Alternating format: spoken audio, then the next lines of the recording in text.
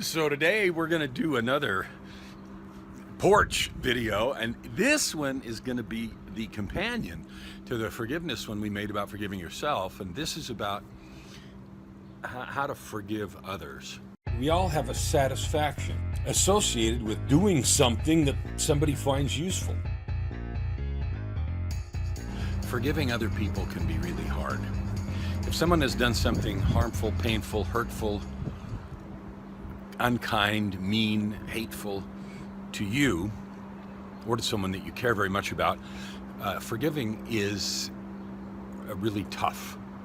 And there's been all kinds of literature and stories and things written about it. I'm reminded of the devout Christian Dutch lady Corrie ten Boom, who was, Corrie ten Boom is how you actually say it in Dutch, but ten Boom is how we pronounce it in English, about forgiveness. And she, met a guard.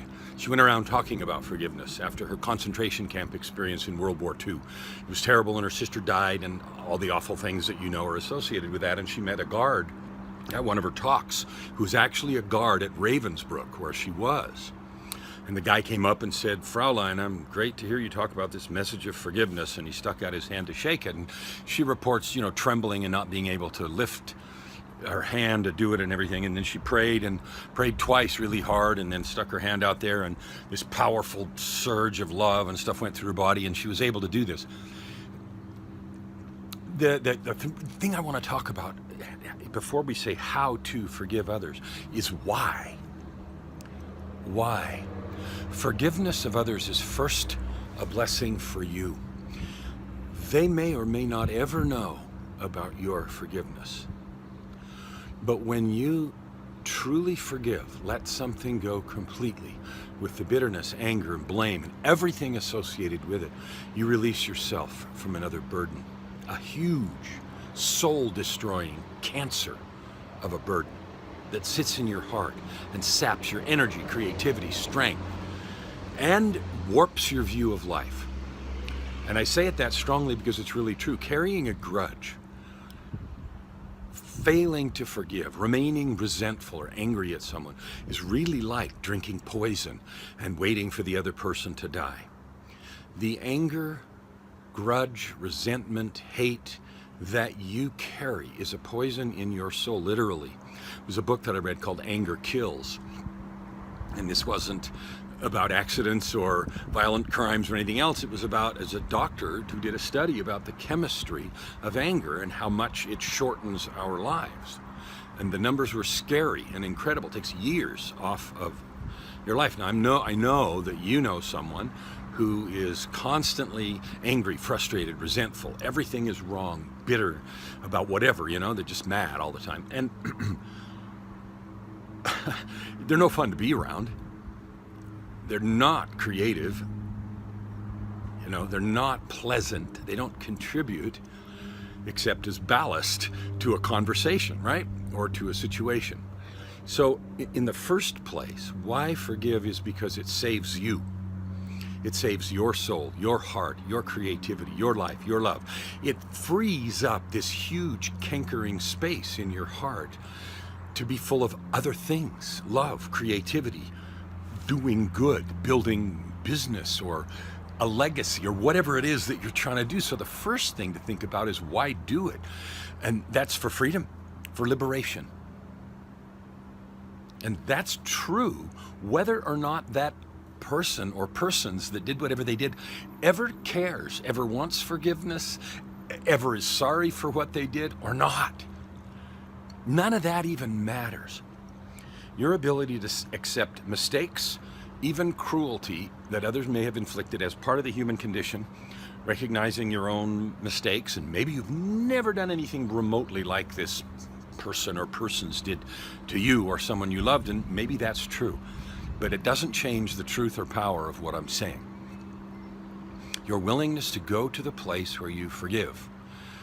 Not just forget, or don't think about, or push down, or hide, or pretend, but actually forgive.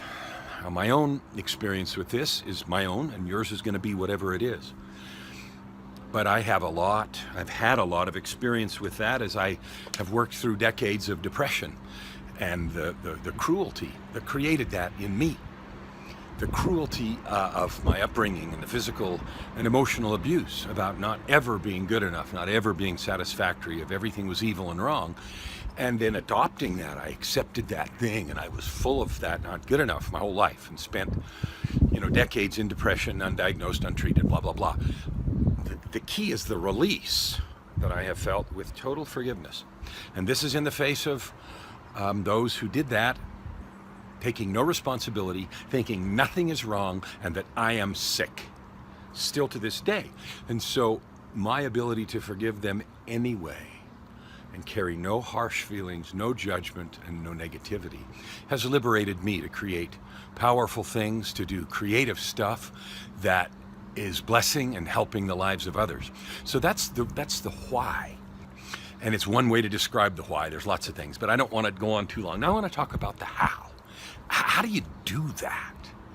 How do you forgive someone, especially someone that doesn't care to be forgiven? Well, let's talk about it. First of all, there is a truth in saying, we've all made mistakes. And you may be one of those whose mistakes have been very small most of your life, and you've never done anything intentional or cruel or harsh to others. I don't know. I'm certainly not one of those. I've done plenty and have plenty that I hope people can forgive me for, and that I've tried to make restitution for and everything else. But you have made tons of mistakes, and the idea that someone else's mistake is simply unforgivable, there's no way to get past that, first of all, is not true. And second of all, is a burden on you and not on them. And so you carry a burden you don't need to carry. So how do you do that? Well, first of all, recognize that people do make mistakes, and some of them are cruel and intentional and huge. That's a true fact. And nothing about how you feel will change that fact. But deciding to accept that as part of the human condition, part of we don't know, we may never know why someone did whatever bad thing they did to you or those you love, but simply accepting that it is so, that it is the truth of the reality of the situation, that it is past and cannot be changed, and then adopting a determination to move forward without carrying additional consequences is step one.